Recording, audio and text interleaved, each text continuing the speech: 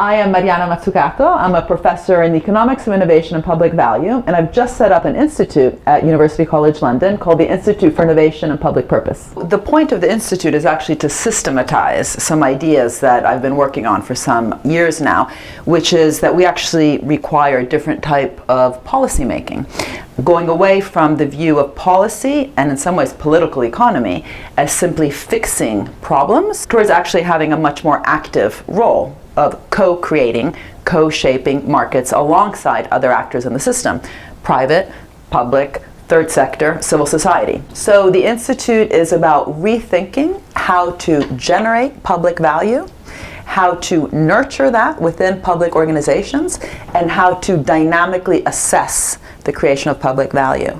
And this is because we currently don't have the metrics, and we don't have the idea that actually the public sector should be sort of one of the engines of the economy.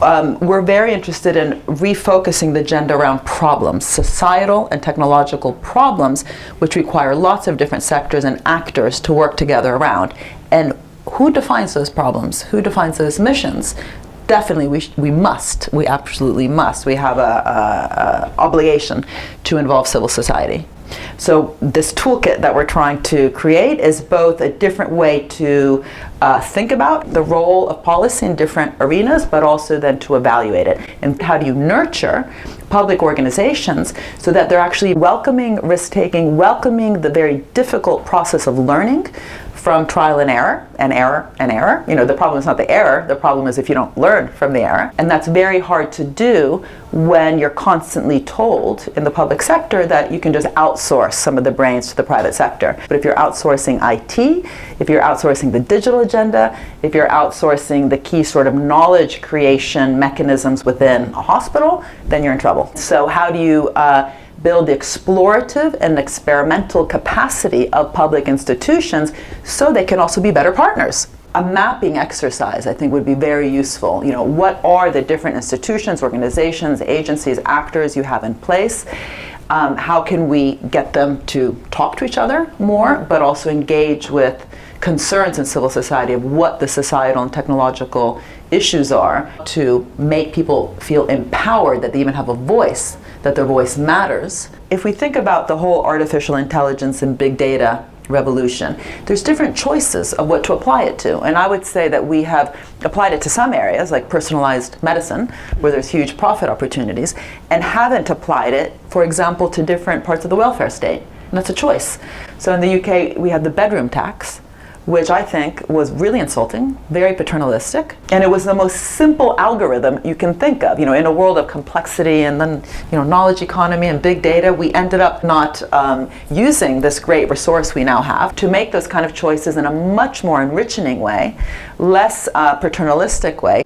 But I was really inspired when I first heard about CivTech, because I sort of saw your agenda doing two things that we're very interested in. One is really driving innovation within, not just through the public sector. You know, being daring, being willing to take risks, being willing to invest in your explorative capacity, fantastic. And the second thing, which was really using the power of the digital revolution to improve public services. But that requires actually applying, you know, making that decision that these new opportunities around things like artificial intelligence can be applied to enriching the welfare state. This is not a trade-off. The big question is how leaders can frame the problem as a creation of new opportunities, new resources that will actually drive growth for decades. I think Denmark also provides a very interesting example because it's a small country.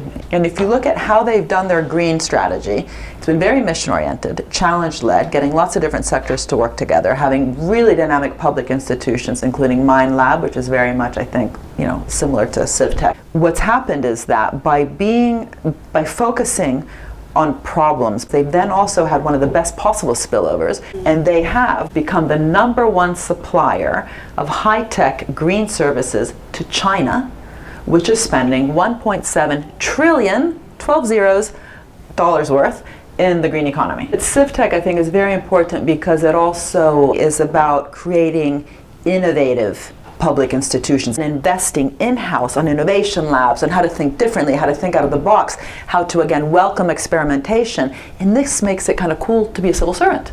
My feeling is that if Scotland can pull this off, which is to really think about both innovation, so innovation-led smart growth, and inclusive growth, focused on challenges and getting innovation also within the organizations in the public sector like CivTech that can really help facilitate these new types of conversations, fantastic.